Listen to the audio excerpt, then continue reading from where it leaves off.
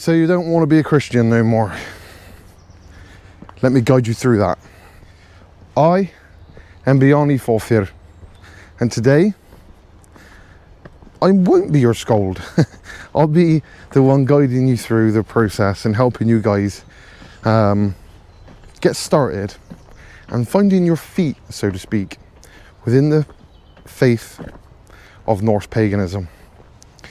So, this is a subject, a difficult one. First of all, I apologise for the background noise. I've come to an extremely isolated location, very cool. It has a castle and all that, but they've chosen the only day of the month that I've come to film, and they're cutting grass, so I do apologise. This is going to be a little bit one of those me talking videos, so yeah, so just hold tight. So yeah, you're coming from Christianity or any other religion, and you want to become a Norse pagan, or you have no faith and you're feeling the pull, of which I did, and you're a bit overwhelmed because when you Google it or YouTube it, oh my, there is so much, an overwhelming amount of information and stuff to look at, incredible amount of stuff, and it is, like I said, super overwhelming. So I'm going to give you the very basics upon how to get your foot in the door and how to feel stuff. For starters, a very good start is to get out here more in nature. I find the older you can get, the better, but that is a personal thing. I love history mad, and I can really feel the pull of everything when you're in somewhere like this. Anyway, let's carry on.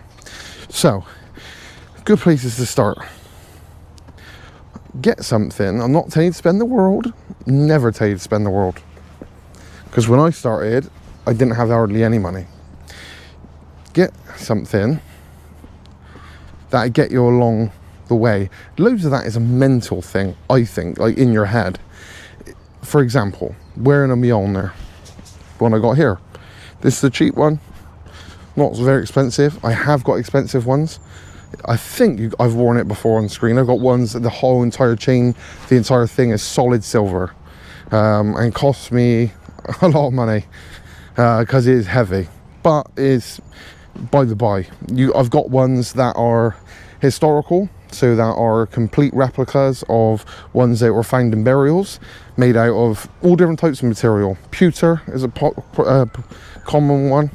But yeah, not very expensive, and normally on a leather thong, so not expensive. But my point is, just go buy one. Just go buy one, or whatever, find one, whatever the case may be. They even had wood ones, like, to be historically accurate, but wood obviously doesn't do very well when you bury people, do you know what I mean? So we can't, but we know that they would have made them out of wood as well. Just like the Christians made crosses out of wood. Anyway, so, because this is my path and what I done, and it did seem to help me get in the mindset, so to speak. So go and get a Mjolnir, start wearing it, feel the weight, feel the draw it will naturally bring you, I think, because you're in your head, you've got something that's allocated to the gods, so then you're automatically getting a little bit more in that mindset. Do not light up my comments with, this is what you got to do, this is what you can't do, don't listen to him, don't do that, because it's not worth rowing about. It's not worth rowing about. This ain't Christianity, and this ain't Islam, or pick another religion, whatever, Sikhism, whatever. This isn't that. Paganism, and Norse paganism specifically, is extremely chill, and everybody's path is completely different to everybody else's. So do not take what I say as gospel and what everybody else says gospel. You've got to find your own path. But I'm just telling you today, I'm going to tell you today how to find your own path and talk a little bit about what I done and how I done it. So like I said, I don't know which way to go. We'll just go this way. Yeah, so get a Mjolnir. They're nice. They're a nice piece, and it will get you, well, that's slippy. They will get you in the, for lack of a better word, in the mood. Then get out into nature. If you live in London or heavy city, you're never that far, especially you live in England. We're only a small country. You don't live that far away from a piece of nature, be it an open park, anything. Just Google it and you will be surprised. And if you live in England, you've got no excuse, because There, there's historical sites and grassland everywhere. Yes, most of it is bought, but there is a lot. Do your research. You've got so much access rights as a member of the public. So just do your research. Have a look. Go on a hike, a walk, whatever. Get in touch. I started carving stuff, so to kind of feel it, because that artistically side of it and that creative side, it's a good way to connect to the gods, you know. If you watch my last video, I'll link it in the description, about my first offering, and I spoke about I carved just a small piece of, I can't directly find a log now that resembles the same thing, but do you know what I mean? I'm just looking on the ground now. Look, I found one. Ugh. This crappy stick, right? Cut this bit off of it, shave the bark off, make yourself a tiny little sculpture, get yourself a knife. Just don't cut your fingers off, and don't do it unless you're an adult. You know what I mean? I don't want anybody coming, my kid cut his finger off. Just carve a little something in there. A name, a rune, anything. And again, the process of doing that brings you closer. That's what I found when I was first getting into the faith. Do not go out and think, right, wake up one day and right, today I'm pagan.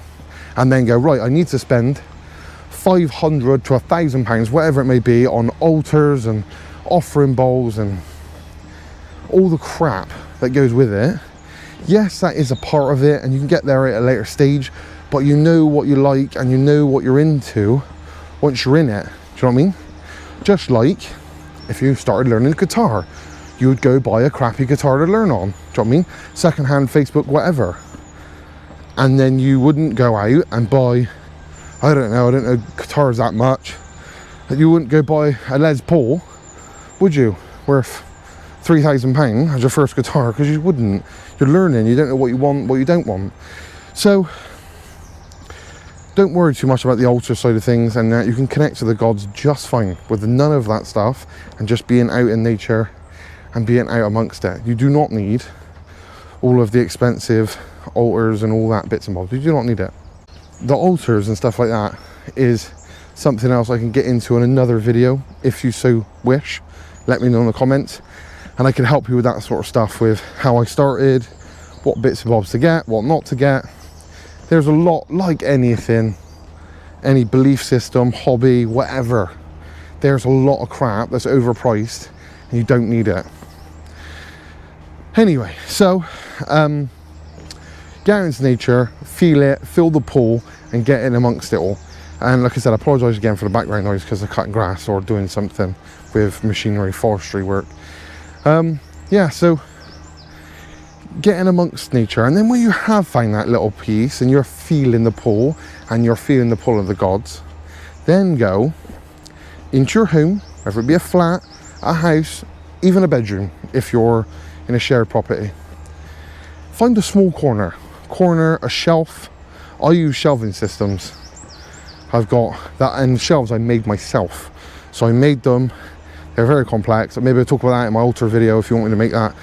But yeah, so find a place in the room that you can dedicate to the gods. Now, I'm not telling you to go buy statues or go buy this or go buy that. Don't buy nothing. Just literally find yourself a corner. Find yourself a corner in your room, house, wherever, that you're going to dedicate to the gods. Then, if you're ever out, and you find something that in some way means something to you, or resembles something to you, or resembles the gods, or you feel a pull. Loads of this is off of feel and off of what you feel inside. You're right, you find something, a cool stick, a piece of this, a piece of that, anything, maybe a stick that represents a rune, that looks like a rune, or like I said, a cool stone. Put it in this corner. Your sculpture, like I said, so let's say you got that little bit of wood, you carved a little something into it. Put it in this corner, area, shelf, wherever that you're dedicating to the gods, that is their space. Put it there. Start collecting bits. You might find feathers, whatever, raven feathers, whatever it may be, that is meaningful to you, because it doesn't matter what anybody else thinks. This is what it means to you. Go find these pieces and put them there. Then I found personally that is what allows them into your home. Do you know what I mean? Really lets it fill up the house. And I'm telling you, at the time I was going through some bad stuff. If you've not seen those videos, like I said, I'll link them in the description. The ones that are almost like the predecessors to this.